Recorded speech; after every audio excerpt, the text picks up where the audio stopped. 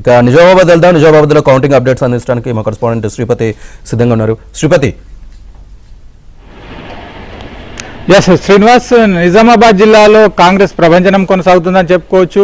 ఉమ్మడి నిజామాబాద్ జిల్లాలో ఇటు నిజామాబాద్ అలాగే కామారెడ్డి జిల్లాలో ఇప్పటి వరకు సుమారు 60% ఫలితాలు వెల్లడయ్యాయి. ఏదైతే నిజామాబాద్ జిల్లాలో 156 సర్పంచ్ స్థానాలకు పోటీ జరిగింది. దీనికి సంబంధించి ఇప్పటికే 75 స్థానాలకు సంబంధించిన ఫలితాలు వెలువడ్డాయి. అయితే ఇందులో ప్రధానంగా కాంగ్రెస్ పార్టీ మద్దతుదారులు విజయం సాధించారు.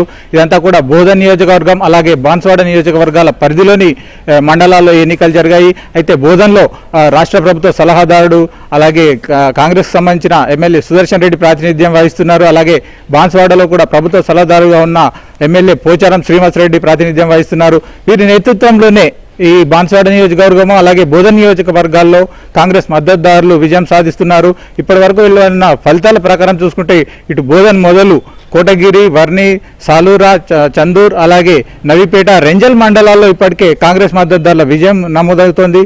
ప్రధానంగా ఇక్కడ పోటీ ఇవ్వాల్సిన పరిస్థితుల్లో బీఆర్ఎస్ ప్రతినిధులు ఎక్కడ కూడా విజయం సాధించిన దాఖలాలు ఇప్పటివరకు అయితే కనిపించలేదు. కొన్ని చోట్ల బీజేపీ మద్దతుదారులు విజయం సాధించారు. నవీపేట మండలంలో ఒకరు అలాగే రెంజల్ మండలంలో ఒకరు బీజేపీ మద్దతుదారులుగా ఉన్న అభ్యర్థులు సర్పంచ్లుగా గెలిచారు.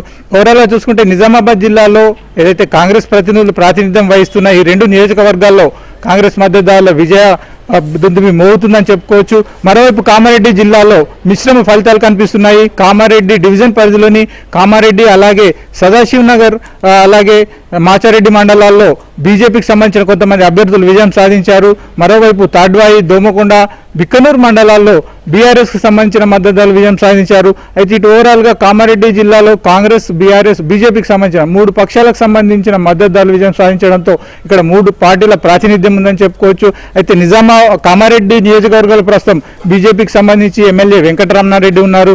అలాగే ఇక్కడ కూడా కాంగ్రెస్ సంబంధించిన సీనియర్ నాయకుడు షబ్బీర్ అలీ కాంగ్రెస్ ప్రతినిధిగా కొనసాగుతున్నారు. ఇలాంటి పరిస్థితుల నేపథ్యంలో ఇటు బీజేపీకి సంబంధించిన ప్రభావం కూడా కనిపిస్తుందని చెప్పుకోవాలి. అంటే బీజేపీ మద్దతుదారులు కావచ్చు, ఎమ్మెల్యే తరఫున ఆయన మద్దతుదారులు కావచ్చు, గ్రామాల్లో ఇప్పటికే విజయం సాధించారు. మరికొన్ని ప్రాంతాల్లో కూడా లీడ్ కొనసాగుతుంది. అంటే వార్డు సభ్యులు కూడా చాలా ప్రాంతాల్లో ఇండివిజువల్గా వ్యక్తిగతంగా ఎవరైతే బీజేపీ మద్దతుదారులుగా ఉన్నారో, బీజేపీ కార్యకర్తలుగా ఉన్నారో వారు విజయం సాధిస్తున్న దిశగా పోతున్నట్టుగా తెలుస్తుంది.